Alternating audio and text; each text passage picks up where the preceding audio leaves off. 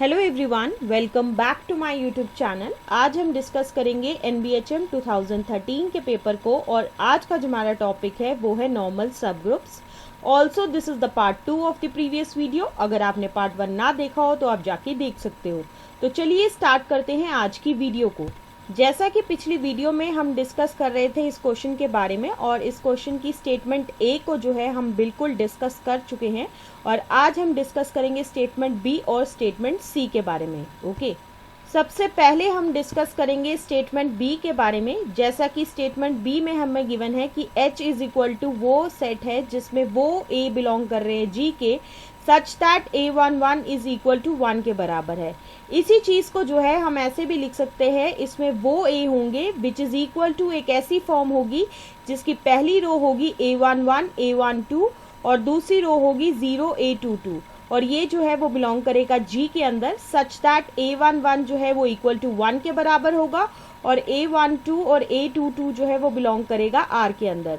Also A22 जो है वो नॉट इक्वल टू 0 होगा। अब आप ये सोच रहे होंगे कि A22 जो है वो नॉट इक्वल टू 0 हमने क्यों लिया है, क्योंकि अगर हम A22 को जो है इक्वल टू 0 के बराबर लेंगे तो उस केस में क्या होगा, A इज इक्वल टू आएगा एक ऐसा मैट्रिक्स जिसकी पहली रो होगी A11 A12 और दूसरी रो होगी 0 0 और ये जैसा कि बिलोंग करेगा G के अंदर। अगर हम डिटर्मिनेंट ऑफ A निकालेंगे सो इसका क्या मतलब है कि हमें डिटर्मिनेंट निकालना है एक ऐसे मैट्रिक्स का जिसकी पहली रो है A11 A12 और दूसरी रो है 0 0 के बराबर। सो डिटर्मिनेंट ऑफ A जो है वो इक्वल टू 0 के बराबर आएगा। सो यहाँ से हमें क्या मिलेगा कि A जो है वो G के अंदर बिलोंग नहीं करेगा, जो पॉसिबल नहीं है। इसी वजह से जो है हमने A22 को जो है वो नॉट इक्वल टू 0 के बराबर लिया है। Okay, so which further implies that H contains all those A, जिसकी फॉर्म होगी कुछ इस तरीके से, जिसकी पहली रो होगी 1 A12 और दूसरी रो होगी 0 A22, जहाँ पे A12 और A22 जो है वो बिलोंग करेगा R के अंदर और A22 जो है वो नॉट इक्वल टू 0 के बराबर होगा। जैसा कि स्टेटमेंट बी में हमें प्रूव करना है कि H जो है वो नॉर्मल सब ग्रुप है G का, तो अगर हमें H को जो है नॉर्मल सब ग्रुप प्रूव करना है G का तो उसके लिए हम क्या करेंगे, हम मान के चलेंगे एक ऐसा मैट्रिक्स है जिसकी फॉर्म है, या कह सकते हो जिसकी पहली रो है CD और दूसरी रो है 0F और ये जो है वो बिलोंग करेगा G के अंदर, जहाँ पे CDF जो है वो बिलोंग करेगा R के अंदर और यहाँ पे CF जो है वो नॉट इक्वल टू 0 के बराबर होगा। क्योंकि A बिलोंग कर रहा है G के अंदर तो डिटर्मिनेंट ऑफ A जो है वो क्या होगा, नॉट इक्वल टू 0 होगा।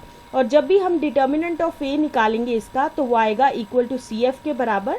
सो इसी वजह से जो है CF जो है वो नॉट इक्वल टू 0 के बराबर होगा। ओके, इस केस में दूसरा जो मैट्रिक्स हम कंसिडर करेंगे वो होगा B, जिसकी पहली रो होगी 1A और दूसरी रो होगी 0B और ये जो है वो बिलोंग करेगा H के अंदर, जहाँ पे A और B जो है वो बिलोंग करेगा R के अंदर और B जो है वो नॉट इक्वल टू 0 के बराबर होगा। अब हम नेक्स्ट A के बारे में डिस्कस करेंगे। जैसा कि हमने A को जो है वो लिया है एक ऐसा मैट्रिक्स है जिसकी पहली रो है CD के बराबर और दूसरी रो जो है वो 0F के बराबर है और ये जो है वो बिलोंग कर रहा है G के अंदर।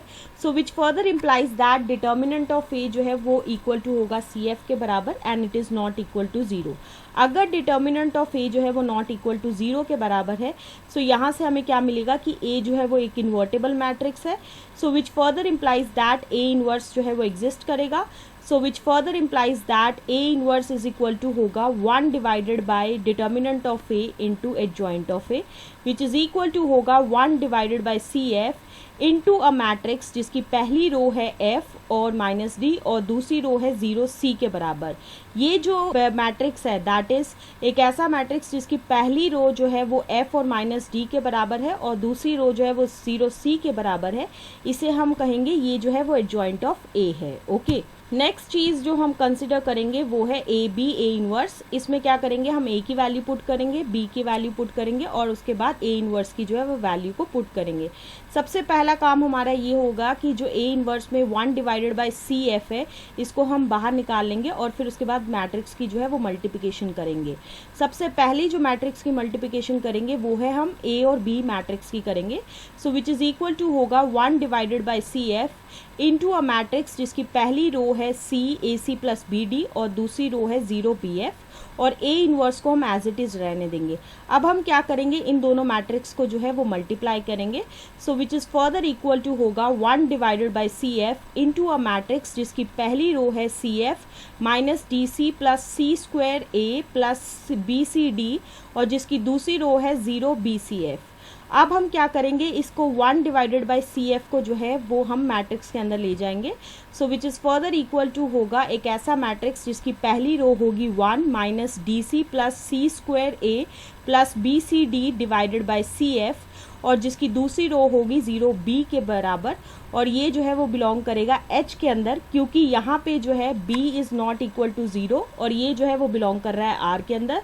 साथ ही साथ minus DC plus C² A plus BCD divided by CF ये भी जो है वो बिलोंग करेगा R के अंदर। सो यहाँ से हमें क्या मिलेगा कि A इनवर्स जो है वो बिलोंग करेगा H के अंदर। So which further implies that H जो है वो नॉर्मल सब ग्रुप है G का।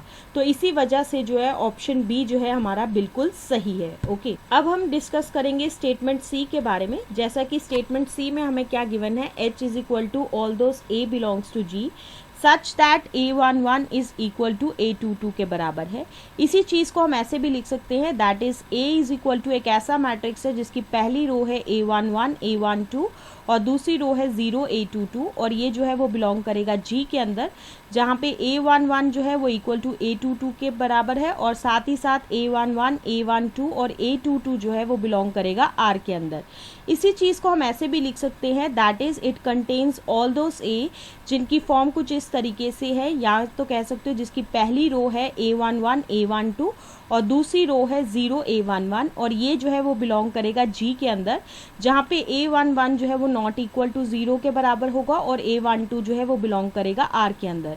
अब आप ये सोच रहे होंगे कि A11 जो है हमने नॉट इक्वल टू 0 के बराबर क्यों लिया है, क्योंकि अगर हम A11 को जो है इक्वल टू 0 के बराबर लेंगे तो A की जो फॉर्म होने वाली है वो ये होगी कि एक ऐसा मैट्रिक्स बनेगा जिसमें पहली रो होगी 0 A12 और दूसरी रो होगी 0 0 और ये जो है बिलोंग करना चाहिए G के अंदर। अब अगर हम डिटर्मिनेंट ऑफ A जो है वो निकालेंगे, मतलब डिटर्मिनेंट हमें एक ऐसे मैट्रिक्स का निकालना है जिसकी पहली रो जो है वो होगी 0 A12 और दूसरी रो होगी 0 0, तो ये जो है वो इक्वल टू 0 के बराबर आएगा। इसका क्या मतलब है, डिटर्मिनेंट ऑफ A जो है वो इक्वल टू 0 के बराबर है, तो इससे क्या पता चला कि A जो है वो G के अंदर होगा ही नहीं। सो ये चीज़ जो है वो पॉसिबल नहीं है, तो इसी वजह से जो है हमें लेना पड़ेगा A11 जो है वो नॉट इक्वल टू 0 के बराबर है। जैसा कि स्टेटमेंट C में हमें ये देखना है कि क्या H जो है वो नॉर्मल सब ग्रुप है G का या नहीं है। तो अगर H जो है वो नॉर्मल सब ग्रुप है उसके लिए हमें क्या करना पड़ेगा, हमें दो मैट्रिसेस लेने पड़ेंगे। सबसे पहला मैट्रिक्स जो हम लेंगे वो होगा A जिसकी पहली रो होगी AB और दूसरी रो होगी 0 C और ये जो है वो बिलोंग करेगा G के अंदर, जहाँ पे ABC जो है वो बिलोंग करेगा R के अंदर और साथ ही साथ AC जो है वो नॉट इक्वल टू 0 के बराबर होगा, क्योंकि A जो है वो बिलोंग कर रहा है G के अंदर और जैसा कि हमें पता है कि इसमें वही सारे मैट्रिक्स होते हैं जिनका डिटर्मिनेंट जो है वो नॉट इक्वल टू 0 के बराबर होता है। तो अगर हम डिटर्मिनेंट ऑफ A निकालेंगे वो होगा AC के बराबर, so it should be not equal to 0। तो इसी वजह से जो है यहाँ पे AC जो है वो नॉट इक्वल टू 0 के बराबर होगा। ओके, दूसरा मैट्रिक्स जो हम कंसिडर करेंगे वो है B मैट्रिक्स और ये एक ऐसा मैट्रिक्स होगा जिसकी पहली रो होगी DE के बराबर और दूसरी रो जो होगी वो होगी 0D और ये जो है वो बिलोंग करेगा H के अंदर, जहाँ पे DE जो है वो बिलोंग करेगा R के अंदर और D जो है वो नॉट इक्वल टू 0 के बराबर होगा। अब हम क्या करेंगे, कंसिडर करेंगे A मैट्रिक्स को। जैसा कि हमने कहा था कि A एक ऐसा मैट्रिक्स है जिसकी पहली रो जो है वो है AB और दूसरी रो है 0 C के बराबर और ये जो है वो बिलोंग कर रहा है G के अंदर और साथ ही साथ डिटर्मिनेंट ऑफ A जो है वो किसके बराबर है, it is equal to AC के बराबर है और ये जो है वो नॉट इक्वल टू 0 है। तो यहाँ से हमें क्या पता चला कि A जो है वो एक इन्वर्टेबल मैट्रिक्स है, तो इसका क्या मतलब है, A इनवर्स जो है वो एग्जिस्ट करेगा। So which further implies that A inverse is equal to होगा 1 divided by determinant of A into adjoint of A which is equal to होगा 1 divided by AC into a matrix जिसकी पहली row है C minus B और दूसरी रो है 0A। यहाँ पे जो मैट्रिक्स है जिसकी पहली रो जो है C माइनस B है और दूसरी रो 0A के बराबर है, ये मैट्रिक्स जो है वो एडजॉइंट ऑफ A के बराबर है। ओके, अब हमारा नेक्स्ट स्टेप ये होने वाला है कि हम कंसिडर करेंगे AB A इनवर्स। अगर ये AB A इनवर्स जो है वो बिलोंग करेगा H के अंदर, तो हम ये कह सकते हैं कि H जो है वो नॉर्मल सब ग्रुप है G का। अगर ये AB A इनवर्स जो है अगर बिलोंग नहीं करेगा H के अंदर, तो इसका मतलब क्या होगा कि H जो है वो नॉर्मल सब ग्रुप नहीं है G का। तो इसीलिए जो है हम कंसिडर करने वाले हैं ए बी ए इनवर्स। उसके बाद हम क्या करेंगे, ए मैट्रिक्स की वैल्यू पुट करेंगे, बी की भी वैल्यू पुट करेंगे और ए इनवर्स की भी जो है वो वैल्यू को पुट करेंगे।